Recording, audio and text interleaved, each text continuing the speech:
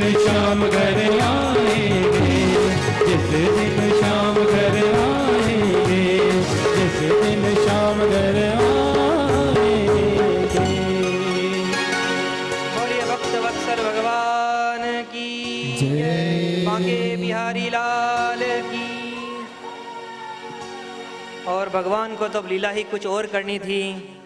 एक बार सारे अपने गोप ग्वालों को बुलाया और कहा, देखो मित्रों, आज से हम एक नया खेल खेलेंगे।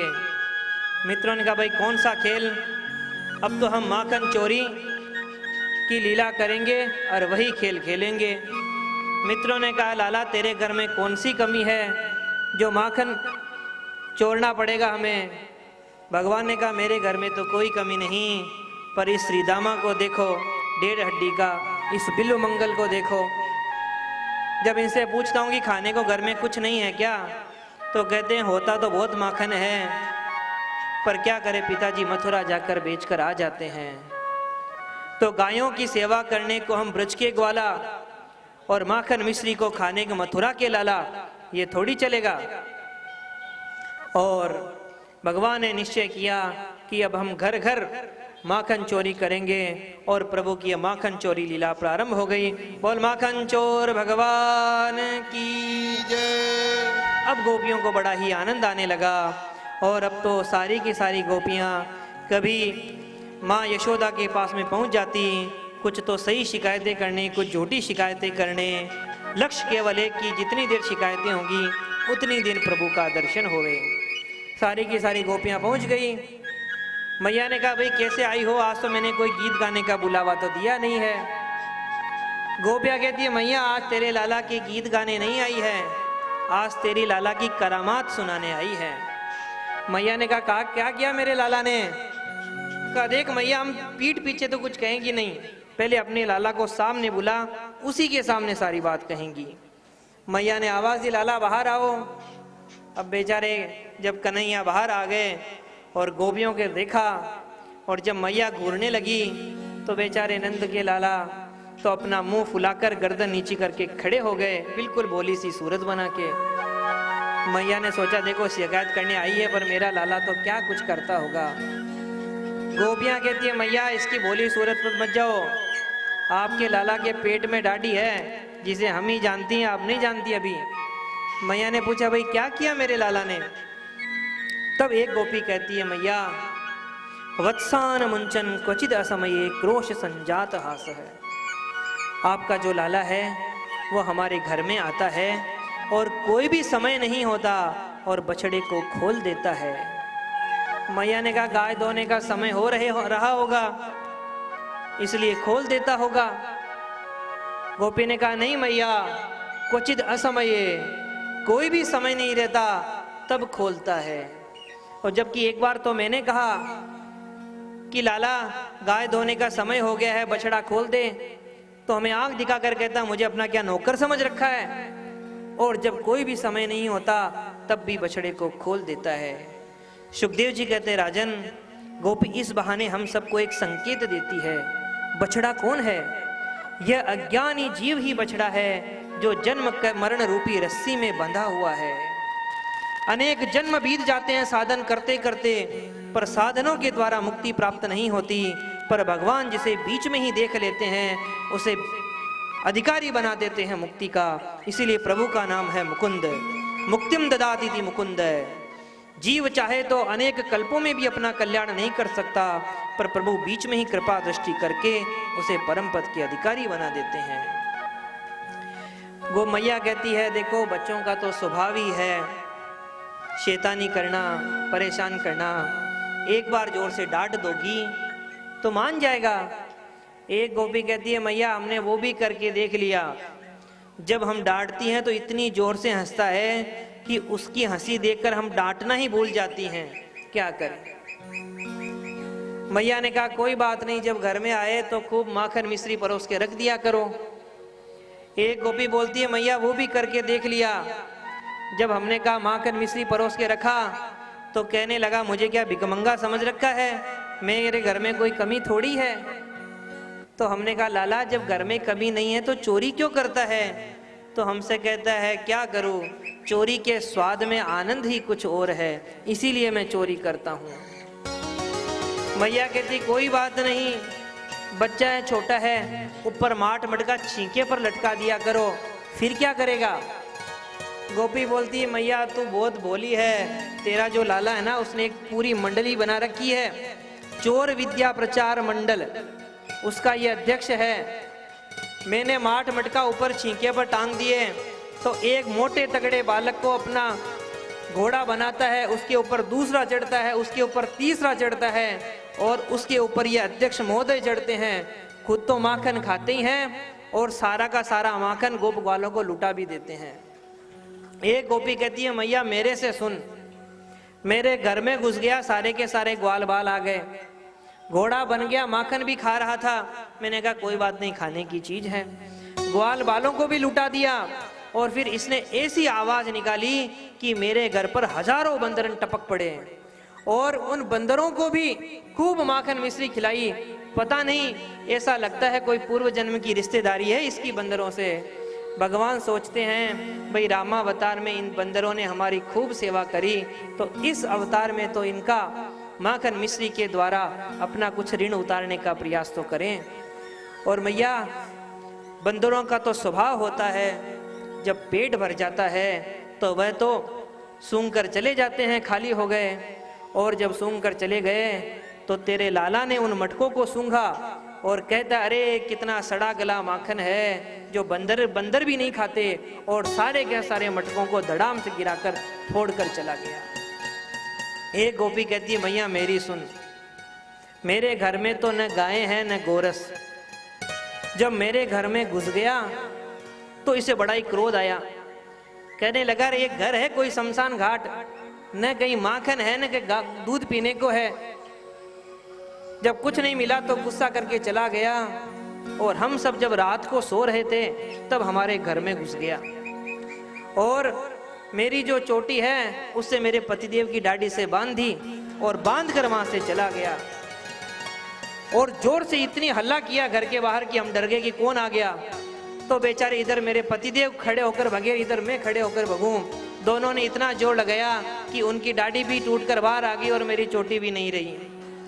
तो जब सारी की सारी करामातें सुनती है, युसुफदेव जी कहते हैं कुछ तो झूठी और कुछ सच, कारण केवल जितनी देर शिकायतें होगी उतनी देर लाला का दर्शन होगा।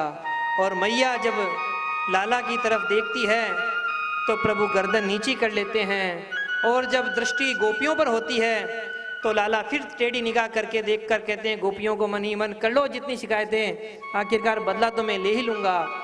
स्तम श्रीभी ही सवय नहीं नहा, और जैसे ही दृष्टि होती है लाला की तरफ, लाला तो मुंह फुलाकर गर्दन नीची करके खड़े हो जाते हैं।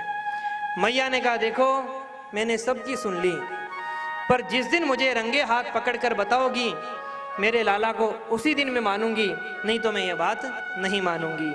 गोपियों ने कहा मैया एक दिन वो भी करके हम बता देंगी। और इतना कहकर गोपियां तो चली गई। फिर एकांत में माँ यशोदा लाला को कहती लाला अपने घर में कोई कमी थोड़ी है, चोरी करनी कोई अच्छी बात थोड़ी ही है। मैया से कहते हैं लाला मैया तू बहुत भोली है रे, ये गोपियां तुझे पागल बनाती है। मैया कहती हाँ वो तो मुझे पता ही है, एक सत्यवादी हरिश्चंद्र मेरे ही घर पैदा हुआ है। और इस प्रकार प्रभु की माखन चोरी लीलाएं चलती रही। एक दिन प्रभु ने विचार किया व्रज की वेणु, व्रज की रेणु और व्रज की धेनु का बड़ा ही महत्व है। धेनु चराएंगे, वेणु बजाएंगे, पर ब्रज रज में क्या स्वाद है, आज उस स्वाद को भी चक्कर देखेंगे। और आज अपने गोप ग्वालों के साथ खेलते खेलते प्रभु पहुंच गए ब्रह्मांड घाट, और सभी से आंख बचाते हुए प्रभु ने मिट्टी का ढेला अपने मुख में रख लिया। और जैसे ही यह दृश्य बलराम जी ने देख लिया और हाथ पकड़ लिया, कहने लगा लाला तेरे मुंह में क्या है, क्या धरा। मुंह में इतना, मुंह का ढेला कुछ बोल नहीं सके, गर्दन हिलाएगी कुछ नहीं है, कुछ नहीं है। और गोप ग्वालों के साथ हाथ पकड़कर मैया के पास ले गए और कहने लगे मैया देख आज तेरे लाला ने मिट्टी खा ली। मैया को बड़ा ही क्रोध आया कि अभी तो माखन ही खाता था, खाने की चीज है, पर आज इसने मिट्टी खा ली। इसे दंड देना ही पड़ेगा। और माँ यशोदा ने लाठी उठा ली और कहने लगी, अरे चटोरे, कस्मान मृद बदांतात्मन भवान बक्षितवान रहे। अरे चटोरे, तूने मिट्टी खाई, आज तेरी जमकर पिटाई होगी। भगवान कहते हैं, मैया मैंने मिट्टी नहीं खाई, सब झूठ बोल रहे हैं ये। मैया कहती, कल तो गोपियां झूठी थी और गोप ग्वाला भी झूठे हो गए। भगवान कहते, मैया मैंने मिट्टी नहीं खाई, और अगर सच में खाई है तो मेरा मुख खोल कर देख लो। ना हम बक्षितवानंब सर्वे मिथ्या भी संसन्य। मैया कही, ये बात ठीक है। और जब प्रभु मुख खोलने ही वाले थे तो भगवान की ऐश्वर्य व शक्ति ने विचार किया कि मैया के हाथ में लाठी और प्रभु के मुख में माटी, और कहीं माटी देखकर मैया लाठी मारना शुरू न हो जाए और एक जीवात्मा के हाथों मेरे परमात्मा की पिटाई, ये तो थोड़ी अच्छी बात नहीं है। और जैसे ही प्रभु ने मुख खोला, मैया तो देखती रह गई। पूरा का पूरा ब्रह्मांड, नक्षत्र, ग्रह, तारा, मंडल, बाग, बगीचे, पर्वत, सब कुछ मैया ने देख लिया। मैया आंख मीड़ मीड़ कर देख रही है कि कहीं ये कोई स्वप्न तो नहीं है, कहीं मेरी बुद्धि खराब तो नहीं हो गई है, कहीं ये देवता की माया तो नहीं है। पर बार बार जब यह ब्रह्मांड दिखने लगा तो मैया का तो भगवत भाव जागृत हो गया और मैया सोचने लगी, हो न हो मेरा तो ये लाला साक्षात भगवान है, और हाथ जोड़कर बैठ गई। भगवान ने सोचा, रे ये तो सब गड़बड़ हो गया। अगर मैया भगवान मान लेगी तो तुरंत हाथ पकड़कर अलमारी में बंद कर देगी। 2 अगरबत्ती सुबह और 2 अगरबत्ती शाम को, थोड़ी सी मिश्री का भोग सुबह लगेगा और थोड़ा शाम को लगेगा। अरे हम तो इस अवतार में माखन मिश्री का आनंद और खूब बाल लीलाएं करने आए हैं, वो तो सब किरकिरा हो जाएगा। भगवान ने मुख बंद किया और कहने लगे, मैया क्या हुआ, मैंने मिट्टी खाई। मैया कहने लगी, बेटा तू मिट्टी की बात करता है, तेरे मुख में तो नदी पर्वत भरे पड़े हैं। लाला कहते, मैया तेरी बुढ़ापे की आंखें चकाचौंध खाई गई होगी, देख दोबारा देख। और जब प्रभु ने दोबारा मुख खोला तो ऐश्वर्य शक्ति को प्रभु ने गायब कर दिया, और जब कुछ भी दिखाई नहीं दिया तो मैया ने कहा, अरे सही बात कही लाला, ये तो मेरी बुढ़ापे के कारण मेरी आंखों में ही कोई बीमारी लग गई है, तेरे मुंह में तो कुछ भी नहीं है। और देखो भगवान ने मैया के मन में आते हुए उस ऐश्वर्य भाव को कितने तरीके से गायब कर दिया। एक दिन प्रभु विश्राम कर रहे थे। एकदा गृहदासेषु यशोदानंद गेहिनी, और प्रभु विश्राम कर रहे थे और मैया दधि मंथन कर रही थी। तुरंत प्रभु मैया की गोद में आकर बैठते हैं और कहते हैं, मैया एक बात बता, तुझे दूध ज्यादा प्यारा लगता है या पूत ज्यादा प्यारा लगता है? मैया ने कहा, लाला अब दूध की क्या कीमत है पूत के आगे? भाई दूध तो मेरा बालक, मेरा लाला बलवान बने इसलिए दूध है, पर लाला के सामने उस दूध की क्या कीमत है? तभी एक गोपी ने बक्कर का, मैया जल्दी देख दूध उफन रहा है। इतना सुनने की देर थी कि मैया ने झट से गोदी से उतार दिया लाला को और तुरंत दूध संभालने के लिए चली गई। और इतने में ही लाला को क्रोध आ गया कि अभी तो कह रही थी कि दूध से ज्यादा पूत प्यारा लगता है, और देखो दूध की बात सुनी तो मुझे झट से गोदी से फेंक कर चली गई। इतना गुस्सा आया कि पास में खड़ा एक डंडा उठा लिया और जितने भी मटके दूध मक्खन दही के भरे पड़े थे सारे के सारे धड़ाम धड़ाम करते फोड़ भी दिए। और बच्चा को स्वभाव होता है शैतानी करके खुद रोने भी लगते हैं, और सारे फोड़ के जोर से रोने लगे। मैया ने देखा भैया आवाज कहाँ से आई, और जब आकर देखा कि दूध दही की पूरे आंगन में कीच मची पड़ी है तो मैया देखती रह गई कि यह तो इसी की करतूत लगती है। और मैया ने लाठी उठा ली मारने के लिए, और प्रभु भी भागने लगे और मैया पकड़ने के लिए डंडा लेकर भगने लगी। सुखदेव जी कहते हैं, राजा वृक्ष राजन दर्शन कर लो इस भगते हुए भगवान का, जो ब्रह्मा इंद्र आदि सारे के सारे देवता जिस ब्रह्म को ध्यान करने के लिए अपना जीवन बिता देते हैं, बड़े बड़े ऋषि मुनियों की एक झलक नहीं मिलती, पकड़ नहीं पाती अपने समाधि में, उस प्रभु को मैया पकड़ने के लिए डंडे के बल पर उनके पीछे पीछे भाग रही है। बहुत देर हो गई, प्रभु आगे आगे भाग रहे हैं, मैया पीछे पीछे भाग रही है। और मैया का तो स्थूल शरीर, मैया तो डंडा टेक कर बैठ गई। और जब मैया रुक गई तो प्रभु भी रुक गए। मैया ने कहा लाला देख तुरंत पकड़ में आ जा, नहीं तो बहुत पिटेगा। लाला ने कहा पिटेगा तभी तो भग रहे हैं, नहीं भगते थोड़ी। मैया ने कहा देख तू आजा, नहीं पिटेगा। प्रभु कहते पिटेंगे नहीं तो इस डंडा क्यों पकड़ रखा है। मैया ने कहा देखो डंडा तो बुढ़ापे की लाठी है, देख तू आ, आज हमारे घर में पूजा भी है। प्रभु ने कहा कौन सी पूजा है मैया? अरे कि सारी बात वहीं थोड़ी बताऊंगी, पास में तो आ, पूजा भी बताऊंगी, पूजा की विधि भी बताऊंगी, सारे तरीके भी बताऊंगी।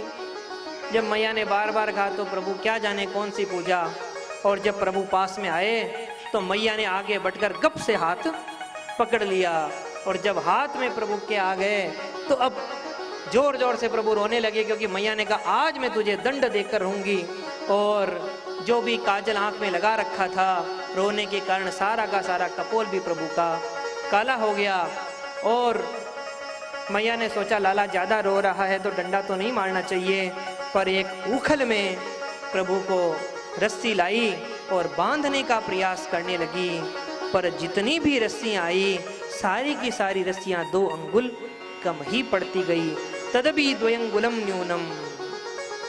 जब बार बार प्रयास करने पर मैया थक कर बैठ गई और जब नहीं बांध सकी, तब प्रभु ने स्वतः ही वह 2 अंगुल रस्सी बढ़ा दी और प्रभु ने बंधन को स्वीकार कर लिया। सुखदेव जी कहते राजा परीक्षित से राजन, प्रभु ने इसलिए स्वीकार नहीं किया बंधन क्योंकि जब तक भगवत परिश्रम पूर्ण नहीं होता और भगवत परिश्रम पर भगवत कृपा नहीं होती, तब तक जीव भगवान को बांध भी नहीं सकता। प्रभु को प्राप्त करने के लिए साधन तो करे, योग भक्ति तपस्या सब, पर उन साधनों का अभिमान न करे। साबुन से हम हमारे शरीर के मेल को धोते हैं, पर कई बार साबुन को भी तो धोना पड़ता है, उस पर भी मेल लग जाता है।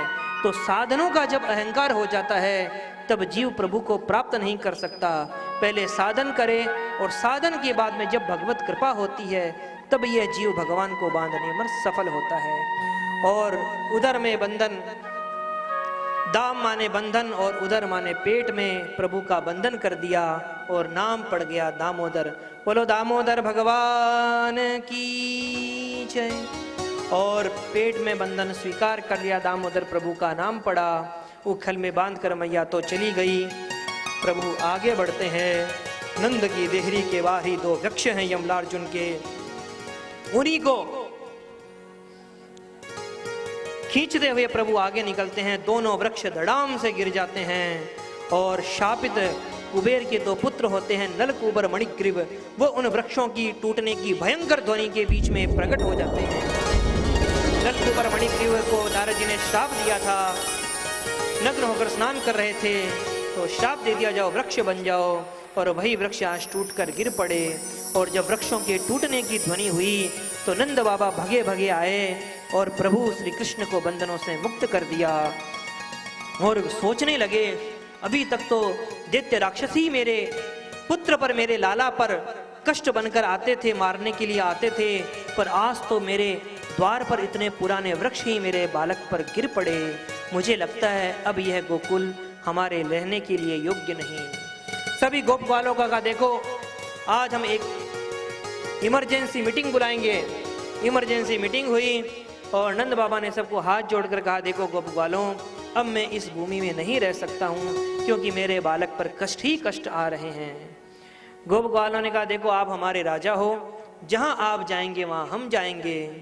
तो नंद के छोटे भाई हैं उपनंद, उन्होंने कहा बाबा हमारे ब्रज में 12 वन हैं, निधिवन, गोकुल, तालवन, मधुवन, वृंदावन, लेकिन उनमें सर्वोपरि वन है वृंदावन। वृंदानाम भक्त समूहानाम वनम वृंदावनम, या वृंदाया तुलस्या वनम, जो तुलसी के जहाँ वन ही वन है उसे कहते हैं वृंदावन। या यो कहें जहाँ पर केवल भक्त वृंदों का समूह रहता है वृंदावन। वनम वृंदावनम नाम पशव्यम नवकाननम, गोप गोपी गवाम सेव्यम पुण्य